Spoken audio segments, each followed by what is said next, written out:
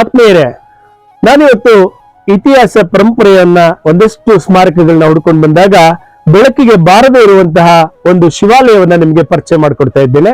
ಅಲಸ್ತಳ್ಳಿ ಗ್ರಾಮ, ಇದೊಂದು ಪುಟ್ಟ ಗ್ರಾಮ, ಸಂತೆಬಾಚಲ್ಲಿ ಹೋಬಳಿ, ಕೆಆರ್ಪೇಟೆ ತಾಲೂಕು, ಮಂಡ್ಯ ಜಿಲ್ಲೆಯಲ್ಲಿ ಇರ್ತಕ್ಕಂತಹ ಒಂದು ಈಶ್ವರ ದೇವಾಲಯ.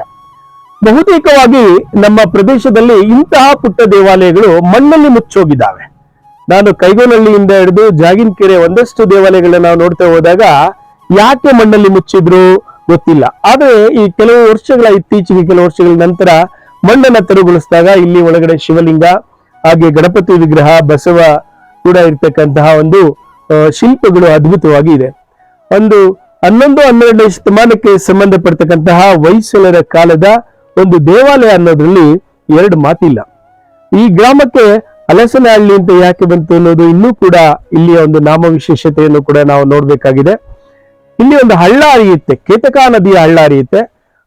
ಈ ಹಳ್ಳದ ಸಮೀಪದಲ್ಲೇ ಇರುವಂತಹ ಈ ಒಂದು ಹಲಸನಹಳ್ಳಿ ಗ್ರಾಮ, ಈ ಒಂದು ಇತಿಹಾಸ ಪರಂಪರೆ, ಒಂದು ಸ್ಮಾರಕ, ಈ ಒಂದು ದೇವಾಲಯ ಒಂದು ತುಂಬಾ ಪ್ರಾಚೀನ ಕಾಲದ್ದಾಗಿರೋದ್ರಿಂದ ಯಾವುದೇ ಅಭಿವೃದ್ಧಿಯನ್ನ ಕಂಡಿಲ್ಲ.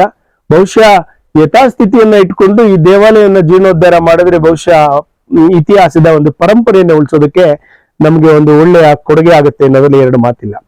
ಆತ್ಮೀಯರೇ, ಏನೇ ಆಗ್ಲಿ, ನಾವು ಇಂತಹ ದೇವಾಲಯಗಳು ಸಾಮಾನ್ಯವಾಗಿ ನಮ್ಮ ತಾಲೂಕಲ್ಲಿರೋ ಒಂದು 320 ಗ್ರಾಮಗಳಲ್ಲಿ ಒಂದ 170 ಶಿವಾಲಯಗಳನ್ನ ನಾವು ನೋಡ್ತೀವಿ. ಅದರಲ್ಲಿ ಪ್ರಾಚೀನಕ್ಕೆ ಹೋಗ್ತಕ್ಕಂತಹವು ಸುಮಾರು 100ಕ್ಕೂ ಹೆಚ್ಚಿದಾವೆ. ಇಲ್ಲಿವರೆಗೆ ನಮ್ಮ ಮಂಡ್ಯ ಜಿಲ್ಲೆಯಲ್ಲಿ ಒಂದು 120 ಮಾತ್ರ ಪತ್ತೆ ಹಚ್ಚಿದ್ದಾರೆ. ನಾವು ಹೀಗೆ ಹುಡ್ಕೊಂಡು ಹೋಗ್ತಾ ಇದ್ರೆ ಎಷ್ಟೋ ಹಳ್ಳದ ಕಡೆ, ಬೆಚ್ಚರಿಕ ಗ್ರಾಮಗಳಲ್ಲಿ ಇಂತಹ ಶಿವಾಲಯಗಳ ಕುರುಹುಗಳು ನಮ್ಗೆ ಕಾಣ್ತದೆ. ಶೈವ ಪಂಥೀಯರು ನಮ್ಮ ಭಾಗದಲ್ಲಿ ಬಹಳಷ್ಟು ಜನ ಇದ್ರು ಅನ್ನೋದು ಕೂಡ ಒಂದು ನಾವು ತರ್ಕಬದ್ಧವಾಗಿ ಯೋಚನೆ ಮಾಡ್ಬೇಕಾಗತ್ತೆ. ನಮ್ಮ ಕೆಆರ್ಪೇಟೆಯಲ್ಲಿ ವೈಷ್ಣವ ದೇವಾಲಯಗಳಿಗಿಂತ ಅತಿ ಹೆಚ್ಚಾಗಿ ಹೊಯ್ಸಳರ ಕಾಲದ ಶಿವಾಲಯಗಳನ್ನ ನಾವಿಲ್ಲಿ ನೋಡ್ತಾ ಇದ್ದೇವೆ. ಅದು ಅಷ್ಟೇ ಅಲ್ಲ, ಅದಕ್ಕೂ ಹೆಚ್ಚಿನದಾಗಿ ಈ ಜೈನ ದೇವಾಲಯ, ಜೈನ ಬಸದಿಗಳಂತೂ ಬಹಳಷ್ಟು ನಾಶ ಆಗಿದ್ದಾವೆ. ಸುಮಾರು ನಾನು ನಮ್ಮ ಸಂತೆಬಾಚಲಿ ಸುತ್ತಮುತ್ತನೇ 17 ಜೈನ ಬಸದಿಗಳ ಅವಶೇಷಗಳನ್ನ ಕೂಡ ಪತ್ತೆ ಹಚ್ಚಿದ್ದೇನೆ. ಅದು ಮುಂದಿನ ಎಪಿಸೋಡ್ ಅಲ್ಲಿ ಹೇಳಲಿಕ್ಕೆ ಪ್ರಯತ್ನ ಪಡ್ತೇನೆ. ಅದರಲ್ಲಿ ನಮಗೆ ಯಾವುದೇ ಶಾಸನಗಳು ಸಿಗ್ತಾ ಇಲ್ಲ. ಯಾವುದೇ ಶಾಸನಗಳು ಸಿಗದೆ ಇರೋದ್ರಿಂದ ನಿಖರ ಕಾಲಘಟ್ಟ ಹೇಳಕ್ ಆಗದೆ ಇದ್ರು ಕೂಡ ಶಿಲ್ಪಗಳನ್ನ ನೋಡಿದಾಗ, ಗಣಪತಿ ಶಿಲ್ಪ ಮತ್ತೆ ಬಸವನ ಶಿಲ್ಪ, ಹಾಗೆ ಶಿವಲಿಂಗವನ್ನ ನೋಡಿದಾಗ ಇದೊಂದು ಹೊಯ್ಸಳರ ಕಾಲದ್ದು ಅನ್ನೋದ್ರಲ್ಲಿ ಎರಡು ಮಾತಿಲ್ಲ. ಹಾಗೆ ಕಟ್ಟಡದ ಒಂದು ಚಹರೆಯನ್ನು ನಾನು ನಿಮ್ಗೆ ಇಲ್ಲಿ ತೋರಿಸ್ತೇನೆ. ಆತ್ಮೀಯರೇ, ಬನ್ನಿ.